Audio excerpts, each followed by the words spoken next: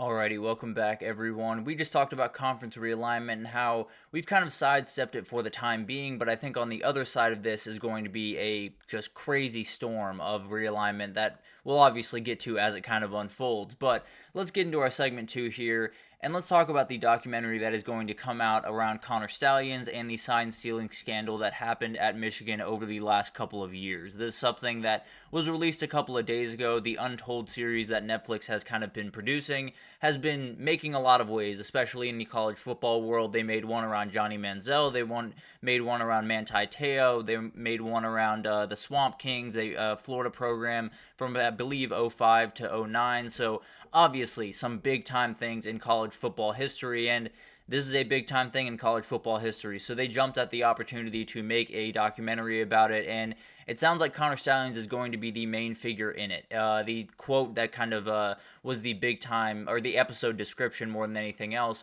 was Connor Stalions shares his side of Michigan's alleged sign stealing scheme and turned him into a viral villain. And that's going to be a very interesting thing to unfold, because obviously this is a huge story, and obviously it's something that we all want to learn more about. I don't think there's any question that there are a lot of people in college sports that want to know exactly what happened and want to know what is going to happen in the future with Clemson or with Michigan and all of this different stuff. But the reality is this is a really interesting thing and kind of a really dangerous thing that is going on. And it's not to say that Netflix is doing anything wrong by kind of taking this opportunity, because frankly, it's a fascinating story and absolutely one that is going to be really interesting to be told. But there are a number of issues with this, at least from where I'm standing. And I think it starts for the number one thing that I'm thinking about is, how does this happen while the investigation is going on? How does this happen while the NCAA is still looking into this? Or is the NCAA not really looking into this as aggressively as I think a lot of us would hope they would? But at the end of the day, it's one of those things that I think is just absolutely wild. I've never really understood this, and I think it's something that you're going to have a lot of people that watch this and have really hardline opinions one way or the other about what Michigan did and about the way that it was handled at a Michigan level, NCAA level, what have you. And you're going to have people that come out of this either thinking the NCAA is villains or Michigan is villains or Connor Stalions a villain, and they're not going to budge off that. And I think that's the biggest thing here, where you have an active investigation going on around one of the biggest programs in your sport, and we're allowing the guy at the very center of it to speak to the entire country before we figure out what the actual verdict is on this case. So I think that's the biggest thing that I'm worried about, is this could totally alter the way that this case is handled, and could totally alter the way that people see this case being handled. Whether it's, if the NCAA comes down really hard on Michigan, if they paint the NCAA as the villain in this, there's going to be people that are yelling from the mountaintops that the NCAA is taking advantage of this program and doing something disrespectful. And then on the flip side, if they don't do enough, if they're, give them a little slap on the wrist and move on with their day, there's going to be people that are really mad, and they're going to say Connor Stalions did X, Y, and Z, and it's in this documentary, and you didn't take it into account. So I think it just adds an opening for way too many voices to get in on this conversation. This has to be a NCAA investigation. It doesn't have to be an investigation helped by Netflix and helped by all the other people watching this show. It needs to be just the NCAA going about their business, looking into this as deeply as they possibly can, and figuring out what happened. Now, I don't really know what's going on behind the scenes. Frankly, it's a little too quiet for my liking overall, but at the end of the day, it'll be really interesting to see how this kind of impacts the case, because it could totally impact not only the way the case is handled, but the way that people see the case after it's handled. So it's going to be really interesting. The other part of this is something that Brooks Austin brought up on his show, a fantastic UGA mainly reporter, but someone that he was talking about this, and he said, how does he not sign an NDA before he walks out the door? How does the athletic director, the communication, whoever is in charge of that, how do they not make that a priority to happen before he walks out the door? Because the reality is, this guy can open a huge can of worms. If he decides to go against Michigan, which, frankly, if you've seen anything about this guy, he's likely not to do that. But the reality is, he could. He has that ability to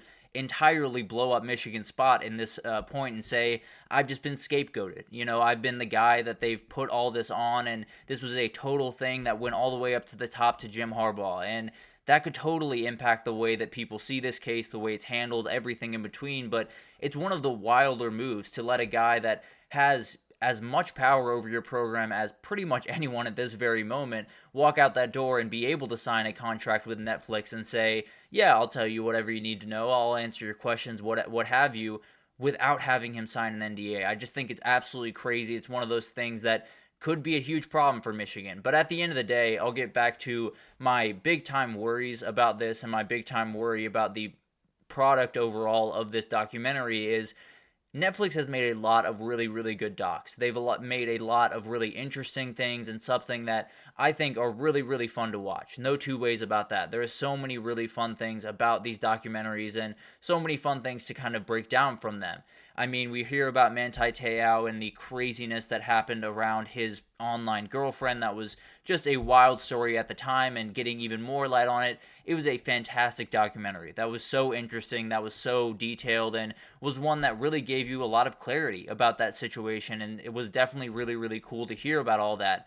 The other two that they made didn't necessarily do the exact same thing. And it's not to say that they weren't very good documentaries. It's not to say that they weren't very interesting, because they really were. The Swamp Kings one I absolutely loved. I thought was really interesting and watched every second, because it's one of those teams, one of those eras of a program that you want to know just about everything about if you can. And that was the problem that I had with it, was we didn't really get everything that we wanted out of this. And it's not necessarily to say that they did a terrible job of telling the story, but they didn't tell the full story. And I think everyone that watched that understands that that's the case. And it's not necessarily to tear down Netflix by any means, because I understand that it is not easy to make a documentary around some of this stuff, especially when the person of interest is in the documentary, to make it, as detailed and as in-depth as you possibly want it to be. But the reality was, this documentary, as well as the Johnny Manziel documentary that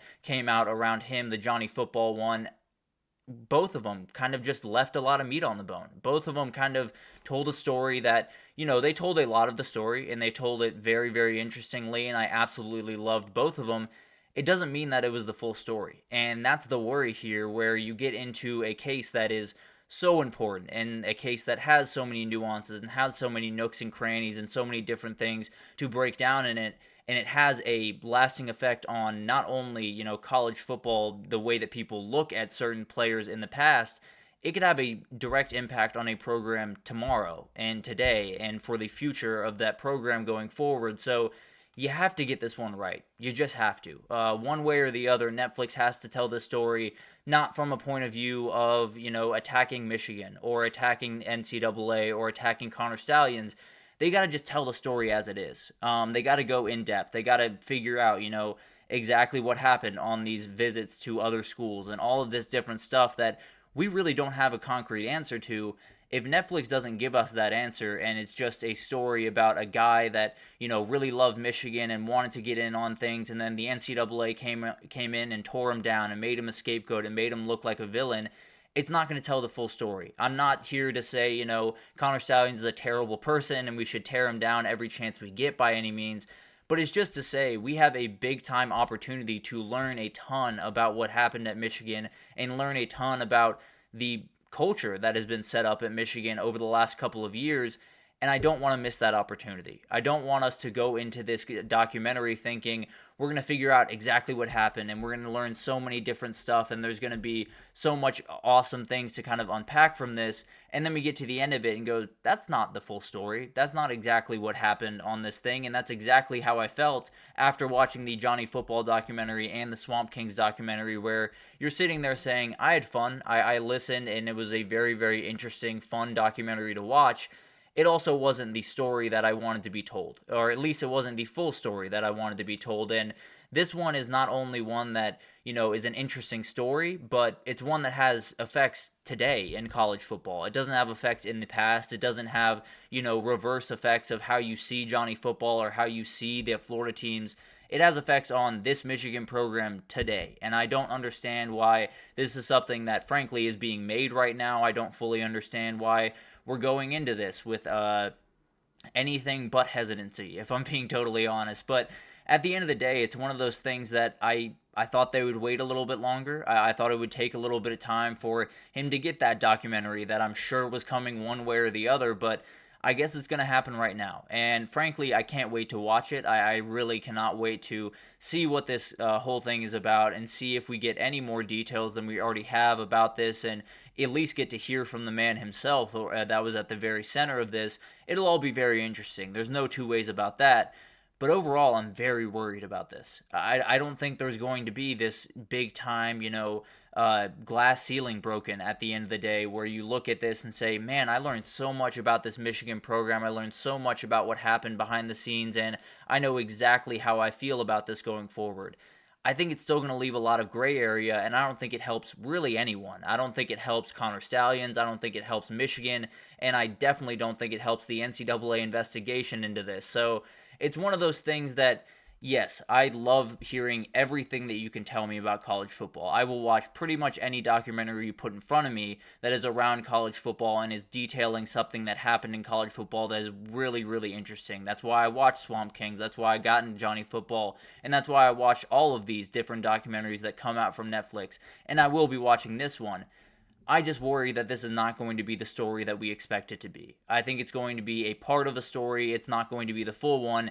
And when you have an active investigation open, it's got to be the full one. So I worry that this is going to be a very interesting thing, but not necessarily what it should be or what we want it to be. So that'll be really interesting to obviously unfold. I likely will give a review when it does come out on the 27th and break down, did they do a good job? Did they prove me wrong by telling the full story, or is it exactly as I expected and it's a little bit disappointing? But it'll be really interesting to see all that unfold, and definitely will give us at least a little bit of insight of what was happening at Michigan over the last couple of years. But let's take our second break here, and when we come back, we're going to talk about the college football playoff, and particularly the Group of 5 playoff